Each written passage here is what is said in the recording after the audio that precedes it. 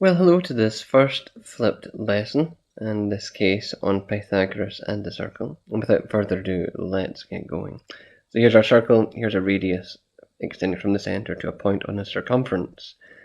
Here's a tangent line, a line that intersects with a circle at precisely one point, no matter how far you extend it. Or indeed, you might think of it as a line which passes through a pair of points on the circumference of a circle, infinitely close together. And something interesting we know about this is that a tangent line forms a right angle with the radius connecting its point of tangency with the centre, which I'll call O. It is perpendicular. How can this help us? Well, it's going to help us to prove something very interesting. That is, the lengths of tangents from an external point are equal. So, here's an external point P, and 2 points of tangency, M and N, and a centre O. How will I prove it? Well, I will start to create triangles. So let's connect the centre here with the point P. And I've created 2 triangles. Indeed, I've created 2 right angle triangles.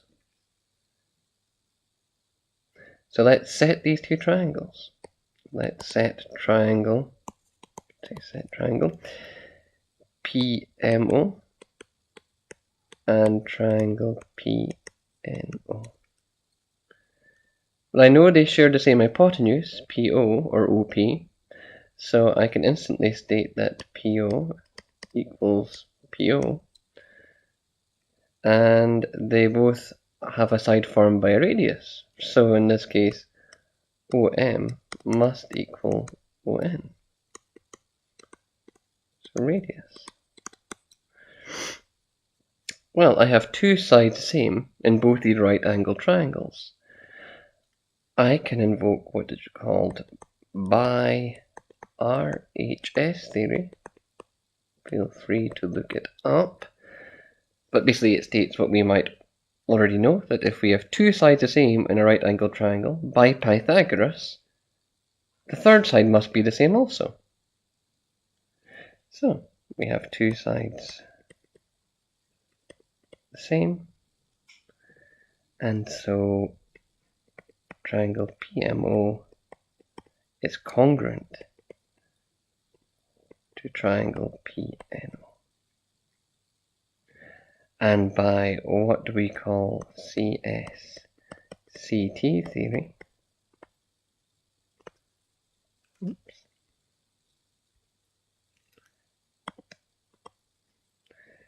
we know that PM equals PN. Oh, that's what we call PN.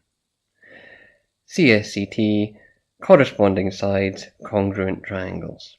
They must be the same.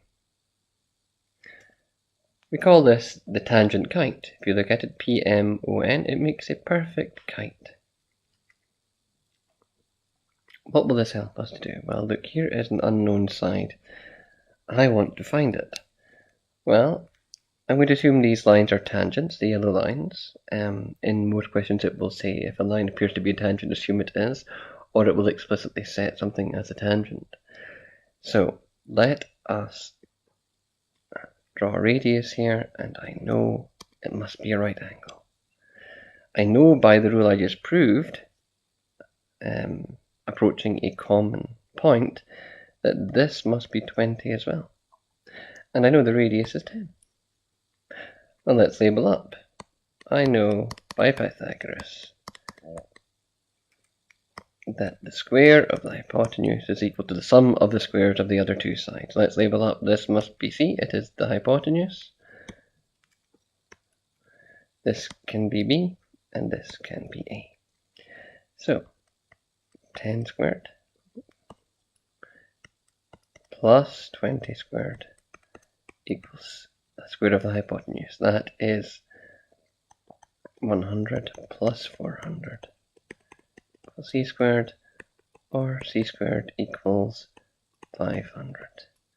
So C equals the root of 500. And let's plug that into our calculators. and that approximates to 22.36 centimeters, 2 decimal places. Okay, moving on to another example. How can this newfound knowledge help us find the area of this circle? Well, assuming these yellow lines are tangents, and I've set the question up that they are, I can say that these are right angles. So, that's going to help me how? Well, I know the area of a circle equals pi r squared, so if I can find the radius, we're good to go. Well, fortunately I've got a right angled triangle here, and the unknown side is indeed a radius. So let's label up. Let's call this C, call this B, call this A. And by Pythagoras, a squared plus b squared equals c squared. The sum of the square root of the other two sides equals the square root of the hypotenuse. That is a squared plus 45 squared equals 53 squared, or a squared equals 53 squared minus 45 squared. If we plug that into our calculators, we will find that that is equal to 2,809 subtract 2,025. That will be 784, and a is the, excuse the squiggle, a is the square of that, and that will be 28.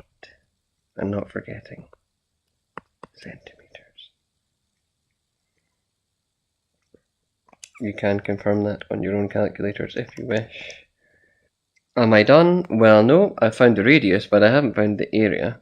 So the area circle equals pi times r squared. Unfortunately, I know that. That's 784. And I'm just going to leave it there. I'm going to leave it in radians.